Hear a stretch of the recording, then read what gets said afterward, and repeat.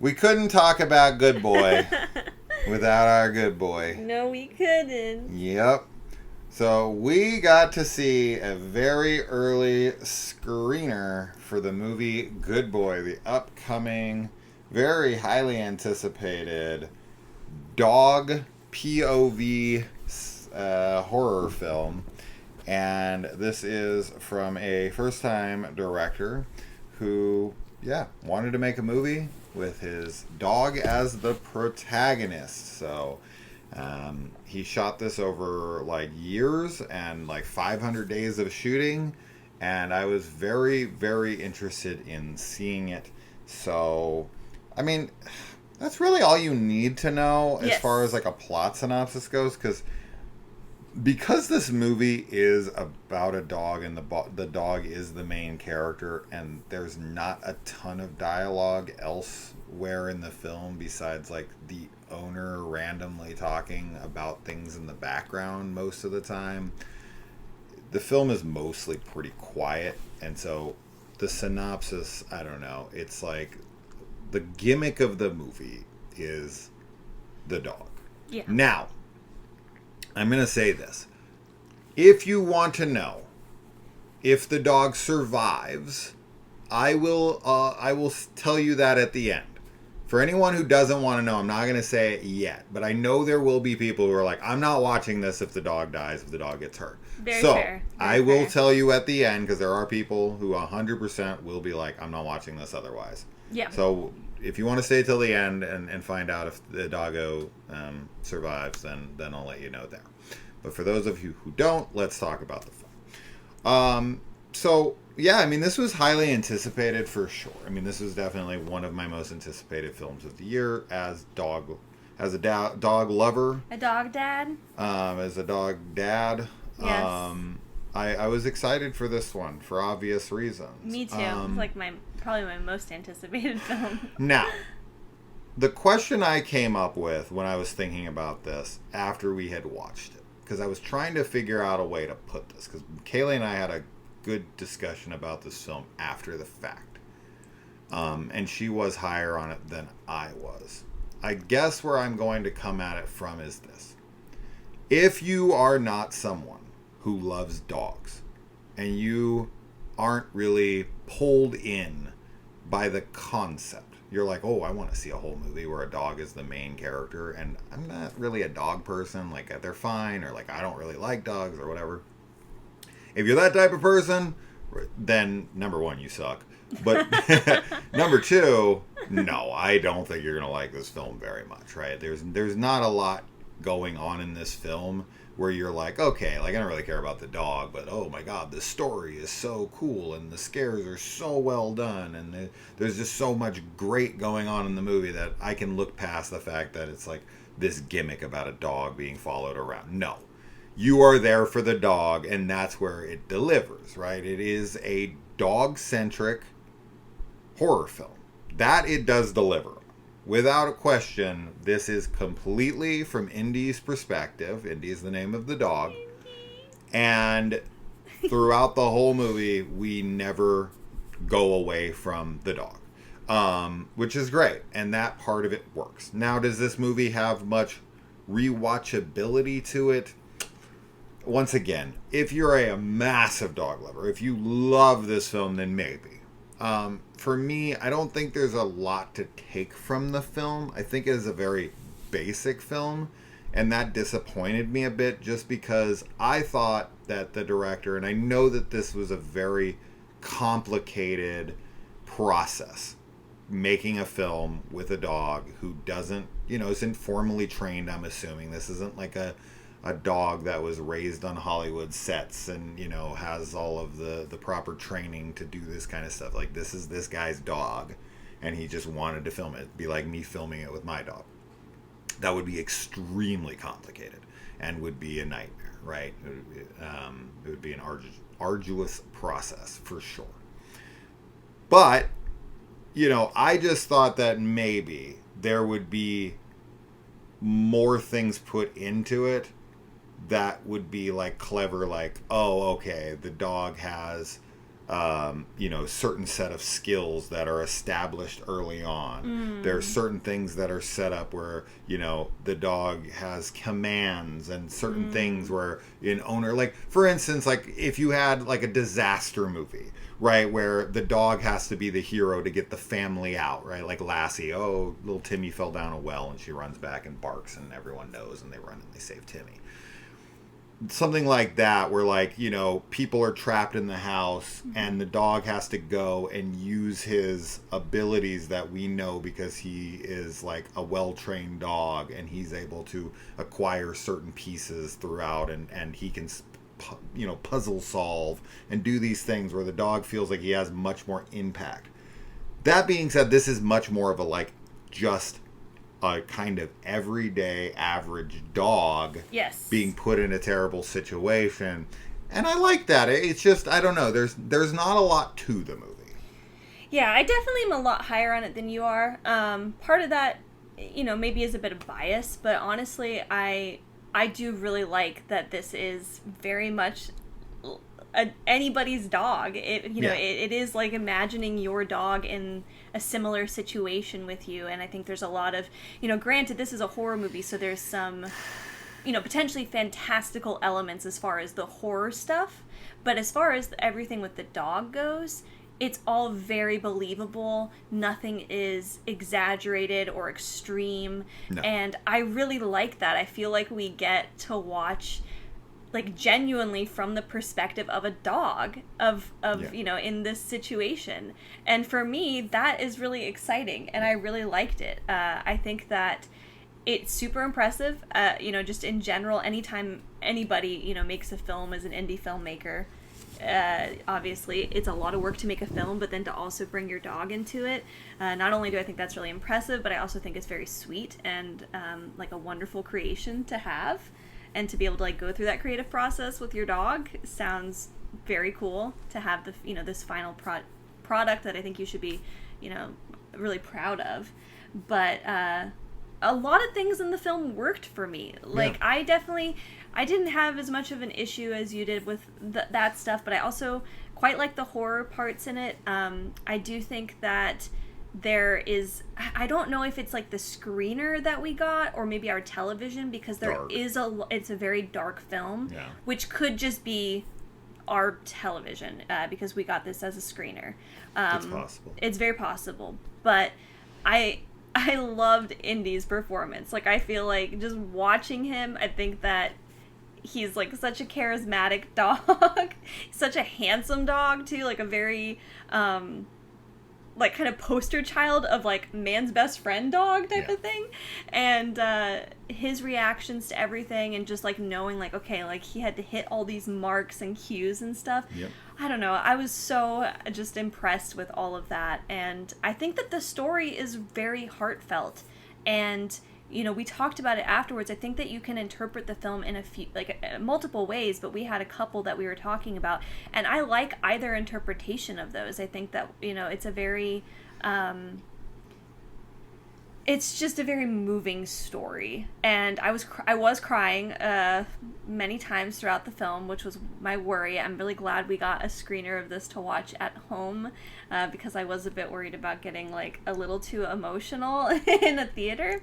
But also, we got to watch it with Grogu, with our dog, and he watched it. Yeah. He was totally engaged in the film, and there were multiple times that he was like bringing his toys up to the television when Indy was on screen. There were times when he was barking and stuff, and just very active and watching it. And that's always really fun, because I think, we watch a lot of movies, and I always think about our animals, like when they hang out with us, like whether it's Bean, our cat, or Grogu, like most of the time they literally have no interest in what's going on the screen. And I feel like it has to be so funny and weird for them to just see us like staring, at this rectangle with like flashing lights and moving images and stuff. And, to have a movie that he also can watch, I was like really excited about.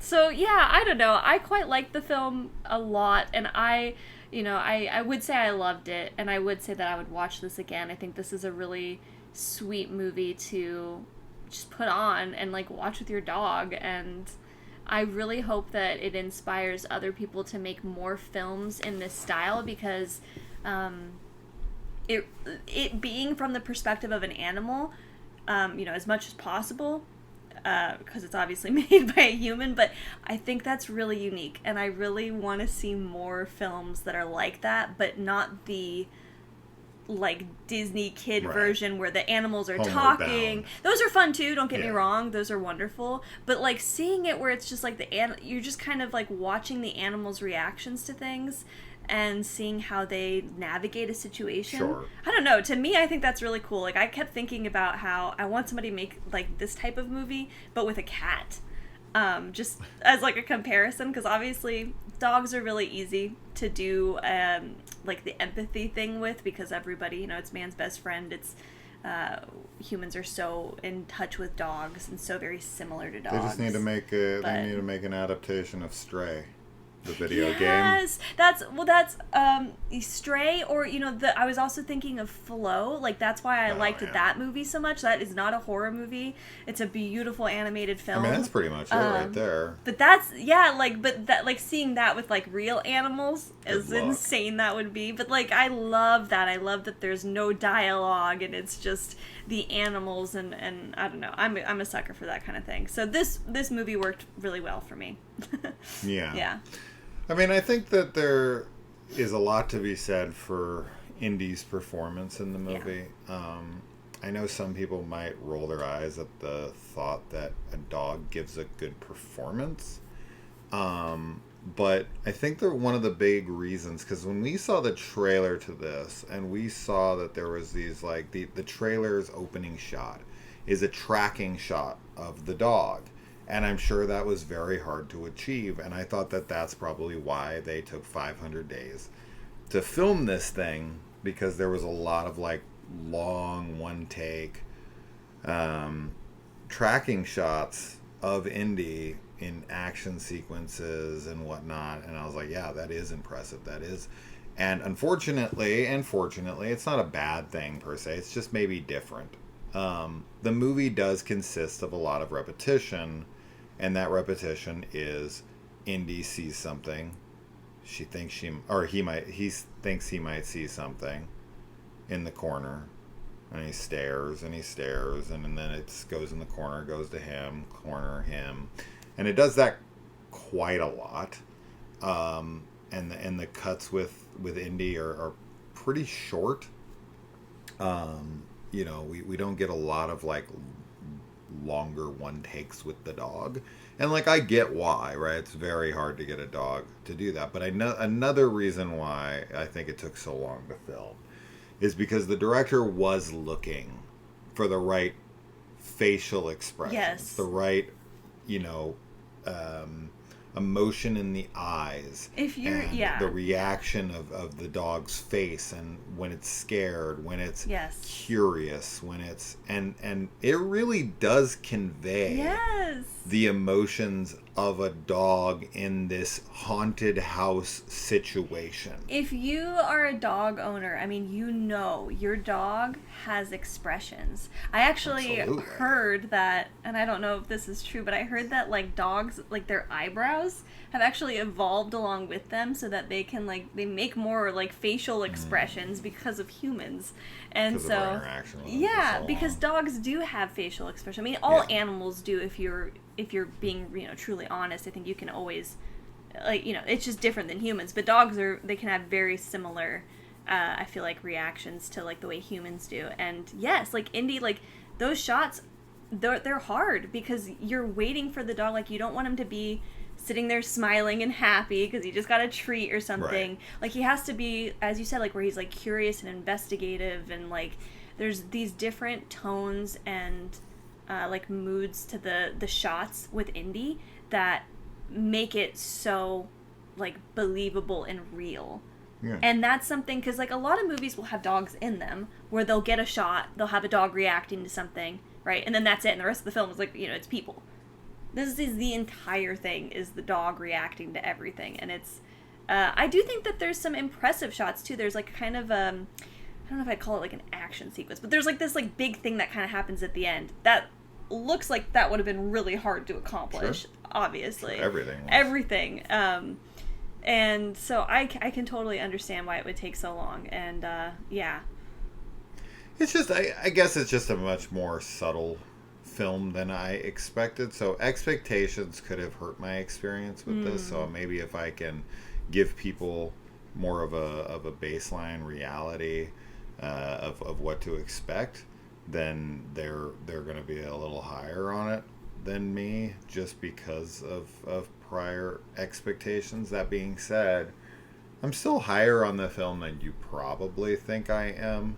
I still have to give it to the filmmaker as well as Indy for even pulling this off, and for them being successful and being so wildly successful that it's getting a theatrical run, a wide release, and all of that. I hope it gets so... I don't know. I just really hope so many people go to see it and support it, Yeah, I hope they, it would be really cool if they had, like, bring your dog screenings. I know, that's what I was thinking. But I know they won't do that. It'd be nice. Maybe someone can, like, put it on like Halloween at like a dog park, like on a projector. Oh my gosh.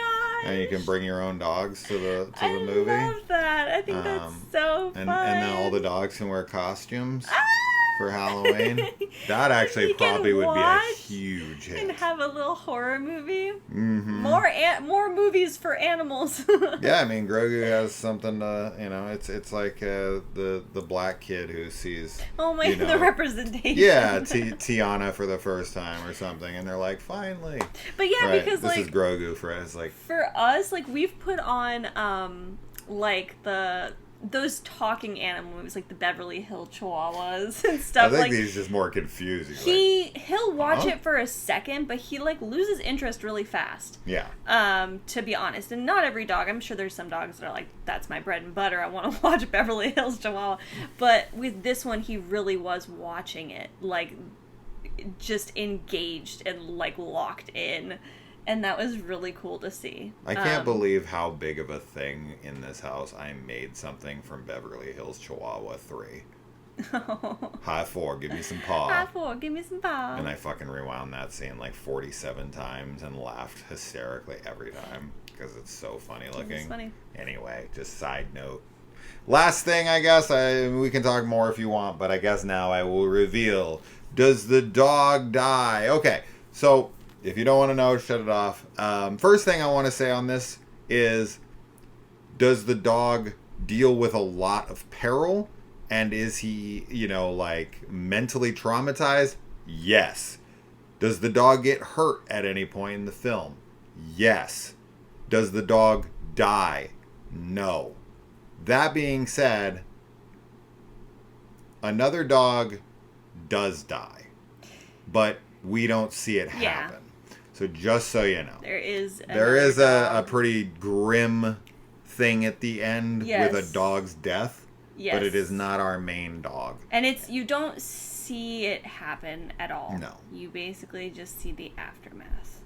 Yes. So, yeah. The aftermath. I was able to watch this movie, and especially if you've been like watching the channel for a while, like, I like don't mess around with like animal stuff in movies at all. Yeah. And I was able to survive. I mean, I was definitely, like I said, I was crying a lot. And I was definitely like worried and scared for Indy, but ultimately I think everything's handled really well too.